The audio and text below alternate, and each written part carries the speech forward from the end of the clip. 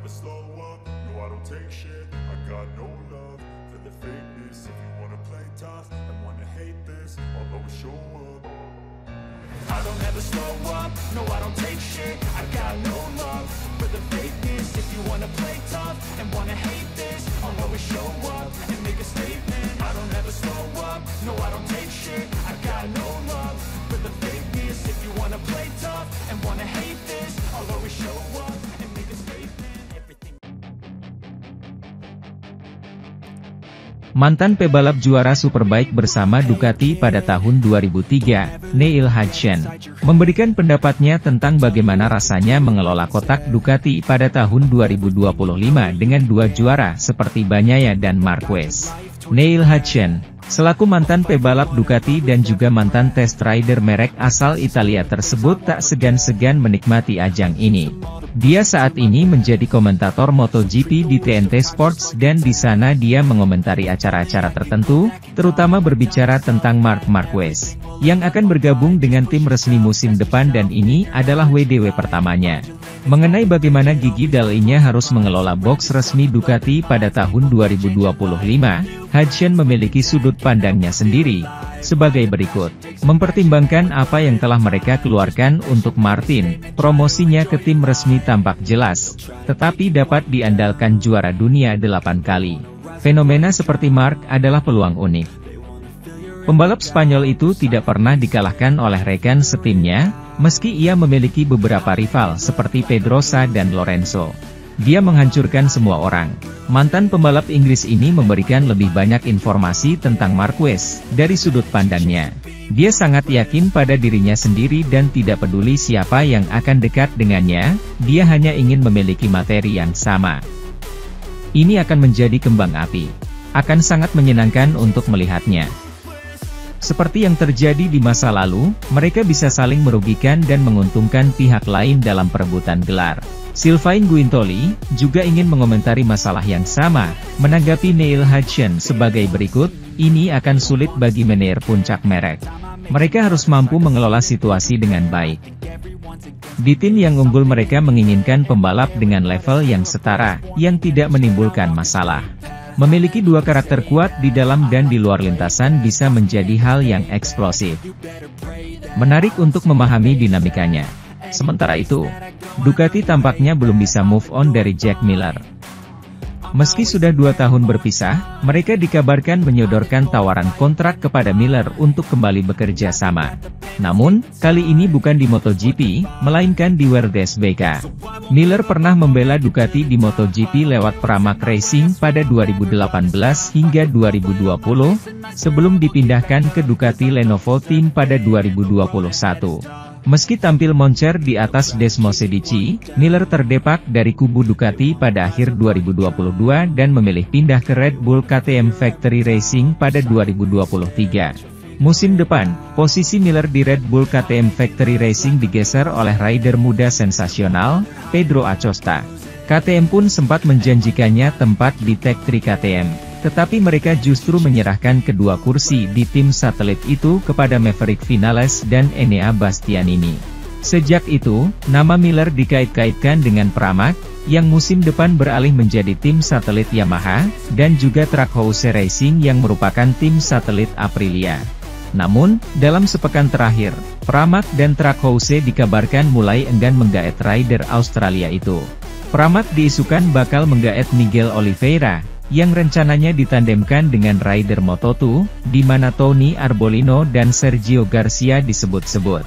Trackhouse juga dikabarkan telah serius mendekati rider Moto2 lainnya, Ai Ogura, yang nantinya diharapkan jadi pengganti Oliveira.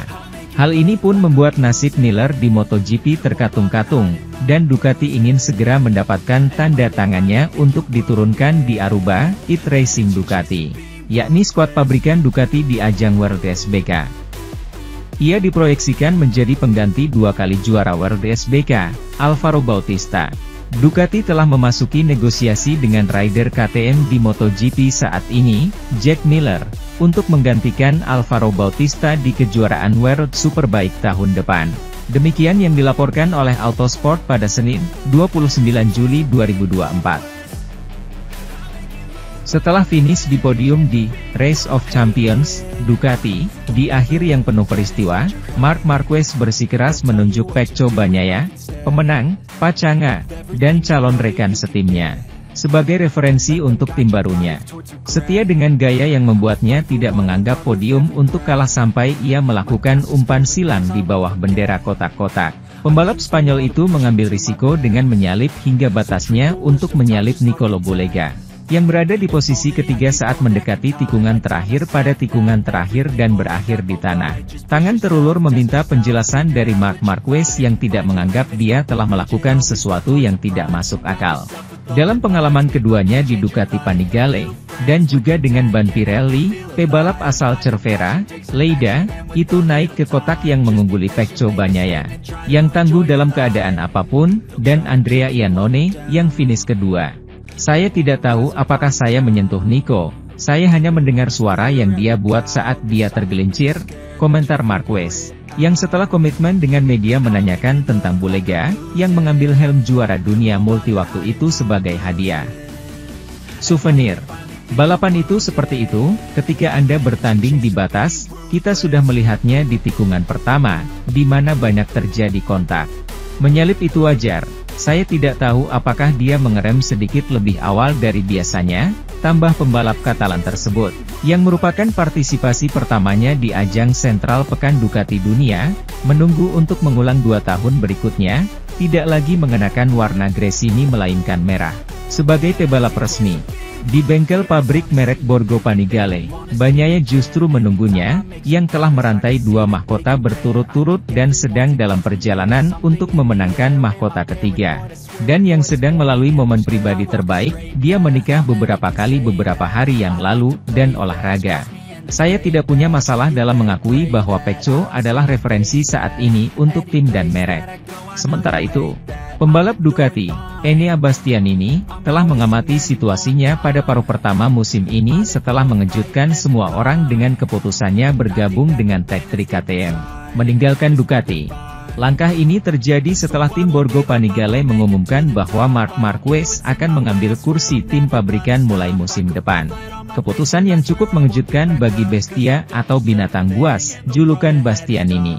Pada tahun pertamanya menjadi pembalap pabrikan Ducati, Bastianini nyaris tak mampu meraih hasil apapun akibat banyaknya cedera yang dia derita. Namun, musim ini ia mampu lepas dari duri tersebut dan membuktikan mampu bersaing. Meski diakuinya itu tidak mudah, podiumnya pada MotoGP Italia 2024 di sirkuit Mugello dan MotoGP Belanda 2024 di sirkuit Assen memberinya motivasi ekstra. Dampak saya di Ducati sangat traumatis. Jatuh dan cedera pada balapan pertama menggambarkan kondisi saya sepanjang musim pertama, kata Bastianini. Tahun ini seperti tahun pertama saya sebagai pembalap pabrikan. Mungkin dengan 1 tahun lagi. Selain itu, mengumumkan kontraknya dengan KTM memberinya lebih banyak ketenangan pikiran tentang masa depannya. Sampai Mugello semuanya masih belum pasti dan pemikiran tentang hari esok masih ada.